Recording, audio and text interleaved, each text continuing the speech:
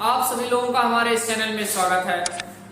आज से हम लोग क्लास हाई स्कूल और इंटरमीडिएट का मैथ और साइंस का बहुत ही सरल और आसान भाषा में पढ़ेंगे और इसमें यूपी बोर्ड की मैथ और साइंस की पूरी तरीके से तैयारी कराई जाएगी। अब हम देखते हैं, आज का पहला टॉपिक है त्रिकोणमिति, जो कि क्लास हाई स्कूल और फर्स्ट ईयर और इंटर में जो कैलकुलेशन होता है उसमें उपयोग होते हैं। तो आज हम पहला टॉपिक लेते हैं त्रिकोणमिति। तो इसके बारे में सीखते हैं और इसके सूत्र के बारे में सीखते हैं पहले। तो अब हम समझते हैं, ये लिखा है त्रिकोणमिति। त्रिकोणमिति मतलब होता है तीन कोणों का माप, अर्थात यह है मैंने कोई तीन कोण ले लिया या कोई त्रिभुज ले लिया, या उसी को बोलते हैं तीन भुजाओं की माप ही त्रिकोणमिति कहलाती है। जैसा कि मैंने एक भुजा ये, दो और ये तीन, और इसमें हमेशा तीन भुजा लिया जाता है जो समकोण त्रिभुज लिया जाता है। यह है समकोण त्रिभुज जो 90 अंश का होता है। तो अब हम समझते हैं, हमने यहाँ पॉइंट मान लिया ए, यहाँ मान लिया बी और यहाँ पर मान लिया सी। तो इसमें हम कुछ चीजें समझते हैं। जैसे इसमें तीन भुजा होती है, उन तीनों भुजाओं का नाम क्या होता है वो सीख लेते हैं पहले।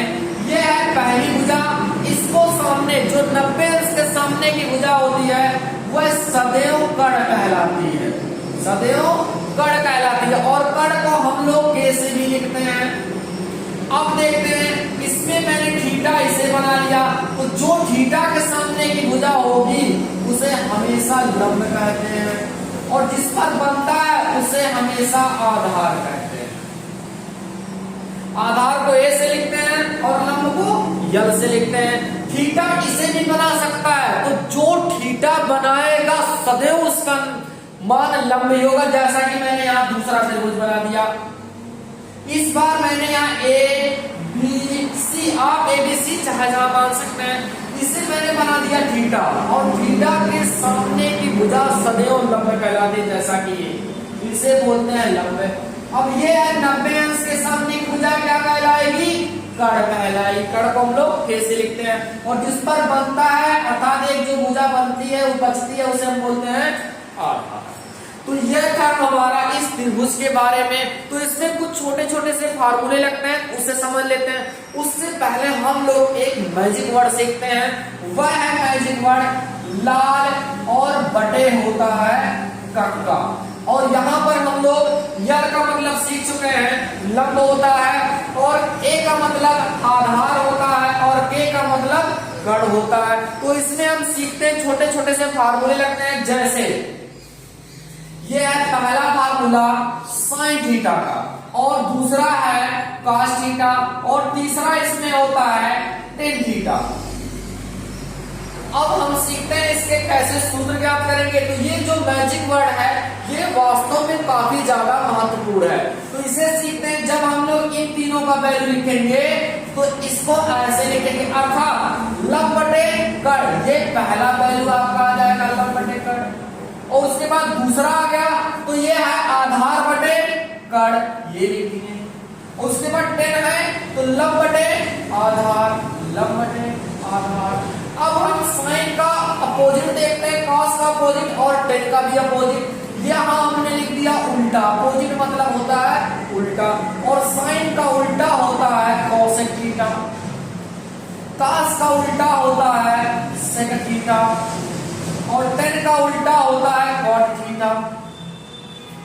तो यहाँ पर हम सीखते हैं, हमने यहाँ पर लिखा है उल्टा सब, तो इसका मतलब इस बार वैल्यू हम लोग ऐसे लिखेंगे नीचे से ऊपर। यह कॉस थीटा, इसी का उल्टा अर्थात कर्ण बटे लंब है, और सेक थीटा बराबर होता है कर्ण बटे आधार। जैसा कि हम यहाँ से भी सेक देख सकते हैं, ये है उसका उल्टा होता है कॉसेक, तो यहाँ हमने लिखा कर्ण बटे लंब, देखिए यहाँ पर हो गया उल्टा, और इसका उल्टा कर्ण बटे आधार, या तो इस फार्मूले से देखें। अगला है कॉट थीटा, टेन का उल्टा होता है, तो यहाँ से उल्टा लिख दिए आधार बटे लंब हो गया। ये तो हमारा पहला सूत्र है। और एक दूसरा सूत्र इसमें लगता है, वह है, इतना आपको अच्छे से याद होना चाहिए। तो अब हम अगला सूत्र इसमें समझते हैं। इस मैजिक वर्ड को हम भूलेंगे नहीं। अगला सूत्र इसमें में रखता है, कभी कभी दो मान दे देता है और तीसरा मान निकालना रहता है। तो तीसरा मान निकालने के लिए हम लोग पाइथागोरस प्रमेय का उपयोग करते हैं। पाइथागोरस प्रमेय, यह पाइथागोरस प्रमेय क्या होता है, कण का स्क्वायर और बराबर लंब का स्क्वायर और प्लस आधार का स्क्वायर। इसको हम सिंबल से भी लिख सकते हैं, जैसा कि कण का स्क्वायर k से, लंब का l से और आधार का a से लिखते हैं। तो यह था हमारा कुछ छोटे से फार्मूले, जो इस त्रिभुज पे जितने टाइप के सवाल होते हैं वो सारे टाइप के सवाल लग जाएंगे। तो अब हम इस चीज से रिलेटेड कुछ सवाल लेते हैं, जैसा कि समझते हैं। अब हम कुछ सवाल जो कि बहुत ही आसान और सरल भाषा से सीखेंगे। जैसे मैं यहाँ एक पहला क्वेश्चन लिख रहा हूं, क्वेश्चन नंबर 1 यह है, यदि त्रिभुज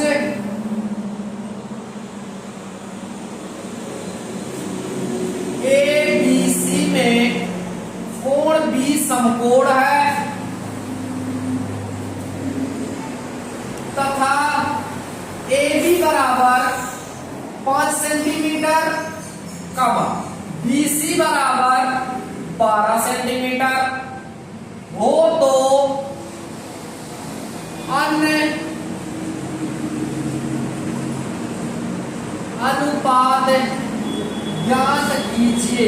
अन्य अनुपात का मतलब होता है जो हमने सभी वैल्यू लिखे थे, अर्थात जो sine theta, cos theta, tan theta और कोसेक थीटा, कोट थीटा और सेक थीटा, जो 6 वैल्यू होता है उसे हम अनुपात बोलते हैं, अर्थात त्रिकोणमिति का वह अनुपात होता है।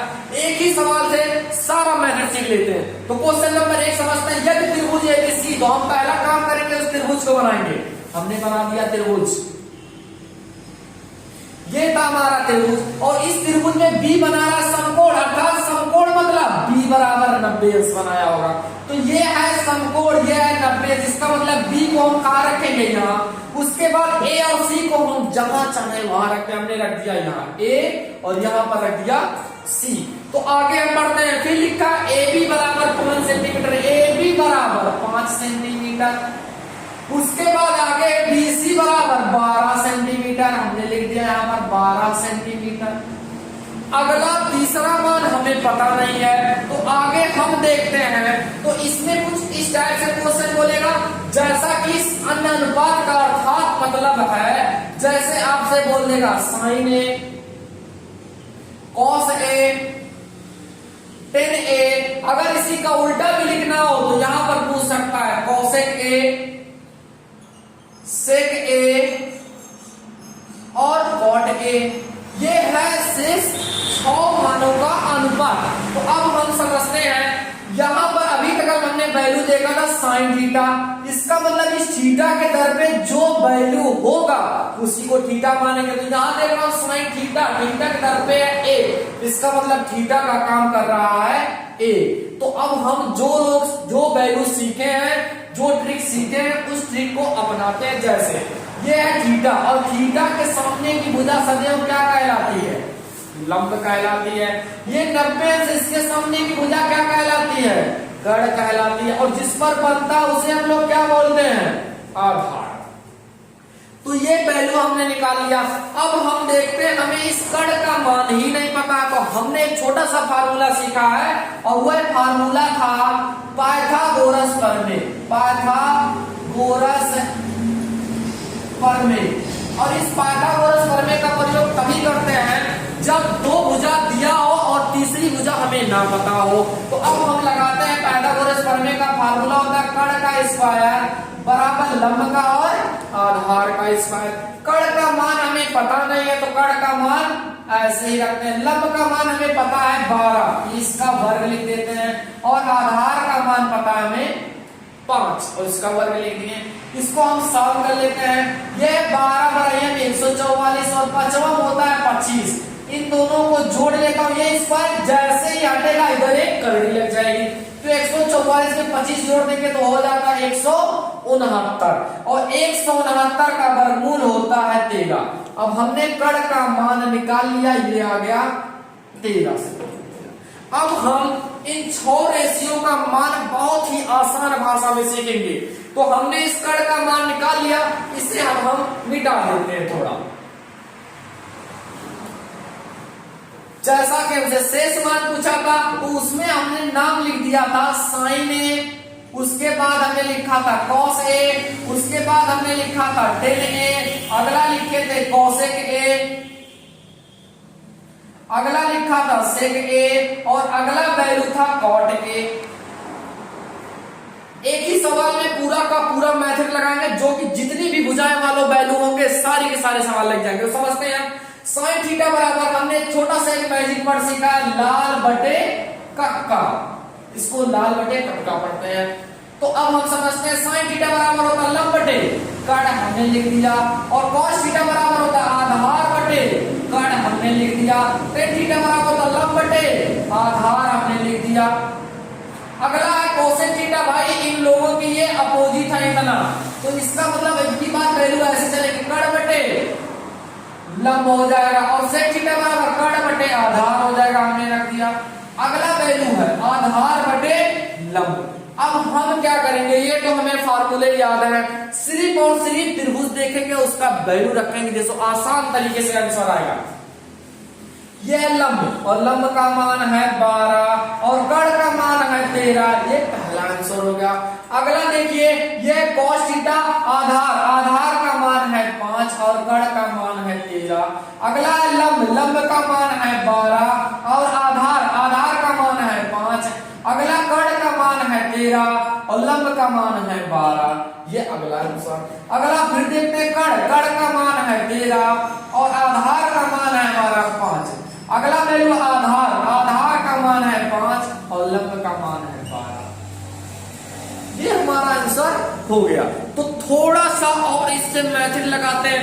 यदि हमें तीनों भुजाएं पता हो तो कितने टाइप के आपसे क्वेश्चन पूछे जा सकते हैं वो हम देखते हैं। ये था पहला टाइप का क्वेश्चन। अगला टाइप का क्वेश्चन इसी में ही हम लोग बना देते हैं, यदि हमें तीनों भुजाएं पता हो जाए तब। इसमें ऐसे भी पूछ सकता है, इसकी इच्छा कहेगी तो ये पूछ लेगा साइन सी का मान निकालो, कॉस सी का मान निकालो, उसके बाद इसी में इसका अपोजिट भी बोल सकता है सेक सी का मान याद करो। तो अब हम क्या करेंगे, इसमें सेक सी हम लोग फार्मूले तो सेम लगाएंगे, अंतर क्या होगा वो समझ लेते हैं। इस बार थीटा बना रहा है सी, थीटा का काम कौन कर रहा है, सी कर रहा है। तो अब हम थीटा का वैल्यू देखेंगे, ये हमारा सी बन रहा है, और हम जानते हैं थीटा का मान जो बनता है उसके सामने की भुजा सदैव क्या कहलाती है, लंब कहलाती है।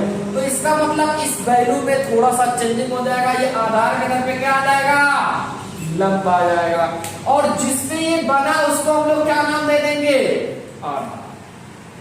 इतना समझ गए आप लोग। तो आगे हम देखते हैं साइन सी हमसे पूछा, हम लोग फार्मूला जो जानते हैं उसको कभी नहीं चेंज करेंगे, लंब बटे कण, तो हम लंब बटे कण ही लिखेंगे। कॉस थीटा बराबर आधार बटे कण, हम उसको चेंज नहीं कर सकते, आधार बटे कण। सेक थीटा बराबर इसी का उल्टा होता था, कण बटे आधार, हमने ऐसे लिख दिया, हो गया। हमको देख देख के सिर्फ और वैल्यू रखना है। ये है लंब, और लंब का मान यहाँ पर हमने देखा 5, और कण का मान देख लेते हैं, ये है 13। अगला आधार, आधार का मान हो गया था 12 और कण का मान है 13, और कण का मान कभी भी चेंज नहीं होता। आगे देखते हैं कण, कण का मान है 13 और आधार का मान है 12। तो इसमें दो टाइप के ही सवाल पूछे जाते हैं, कभी कभी आपको दो वैल्यू दे देंगे, तीसरा का मान, अब तीसरा का मान जब भी हमसे पूछेगा हम लोग पाइथागोरस प्रमेय लगा देंगे, और जैसे हमें तीनों वैल्यू पता हो जाएगी उसके बाद हम लंब, आधार और कण का मान तो पहले से जान चुके हैं कैसे रखेंगे। उसके बाद हम लोग क्या करेंगे, सिर्फ और सिर्फ वैल्यू रखेंगे जिससे हमारा आंसर आएगा। तो आज का टॉपिक ये है त्रिकोणमिति का पहला और मेरा पहला वीडियो भी है इस चैनल पर। तो अब हम देखते हैं इसमें सारे टॉपिक इस त्रिभुज की तरह सब सॉल्व हो चुके हैं। एक क्वेश्चन और इसमें होता है, जैसा कि समझते हैं हम लोग,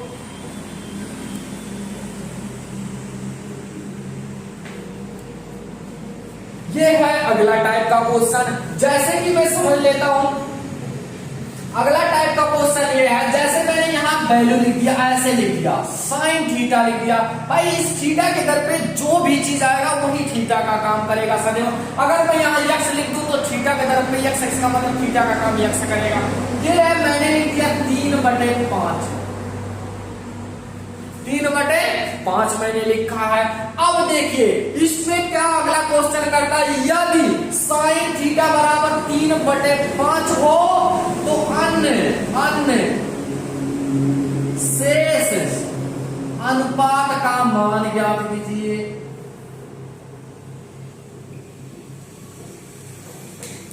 मान ज्ञात कीजिए।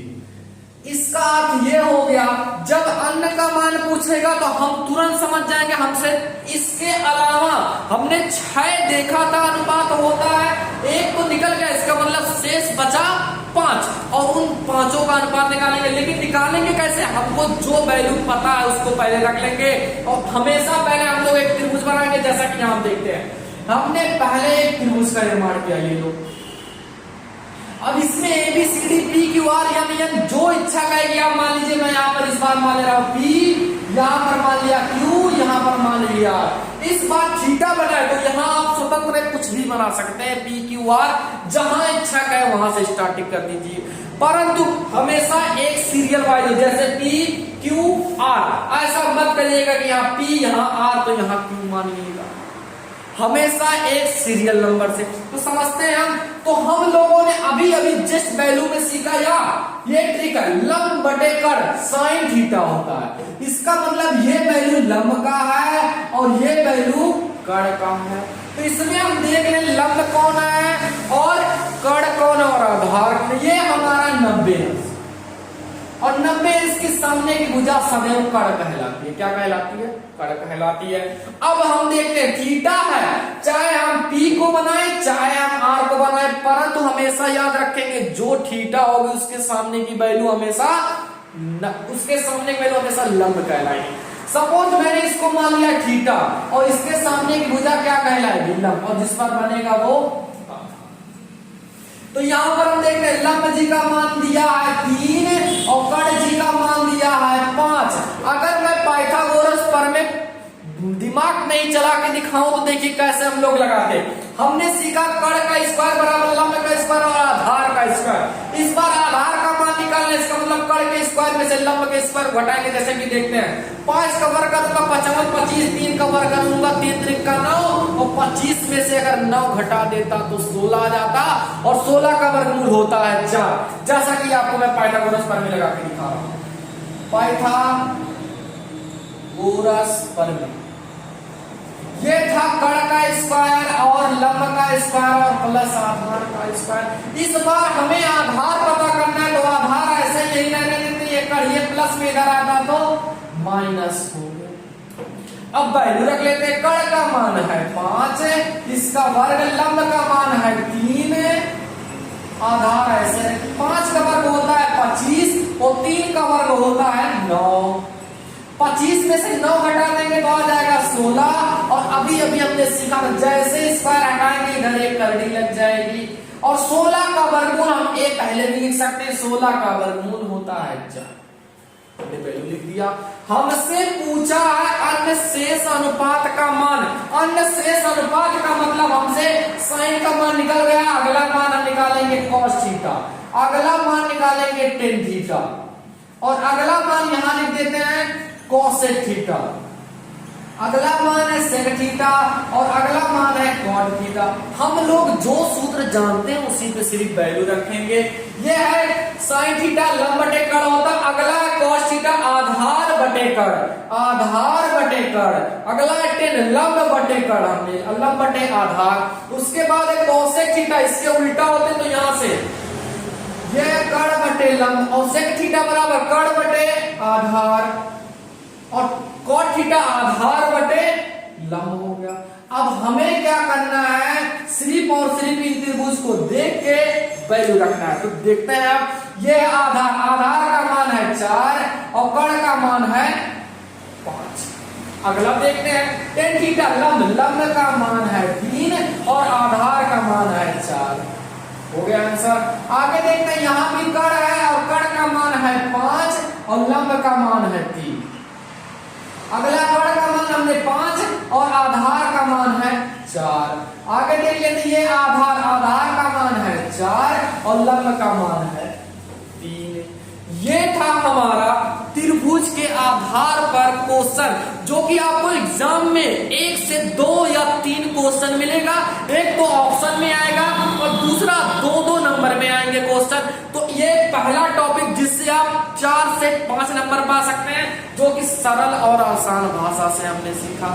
तो आज का टॉपिक आपको यहीं तक, नेक्स्ट आपको अगले वीडियो में मिलेगा, जो कि बहुत ही सरल और आसान भाषा से आपको मैथ में ऐसे पढ़ाऊंगा जैसे आप कभी सोचे भी नहीं होंगे इतना आसान क्यों होता है मैथ। तो जो बच्चे इस चैनल पे नए हैं वो चैनल को लाइक, सब्सक्राइब और शेयर जरूर कर देंगे, जिससे कि आप लोगों की भविष्य काफी उज्जवल हो, क्योंकि मैं आपको मैथ और साइंस ऐसे पढ़ाऊंगा जैसे कि आपने कभी देखा ही ना हो। तो यह वीडियो आपके लिए काफी लाभदायक होगा। अपने दोस्तों में और जितने भी आपके छोटे भाई बहन जो मेरे अब सदस्य हो चुके हैं, वो सब उन लोगों से मेरा निवेदन है आप लोग वीडियो ज्यादा से ज्यादा देखें और वीडियो को ज्यादा से ज्यादा शेयर करें। धन्यवाद।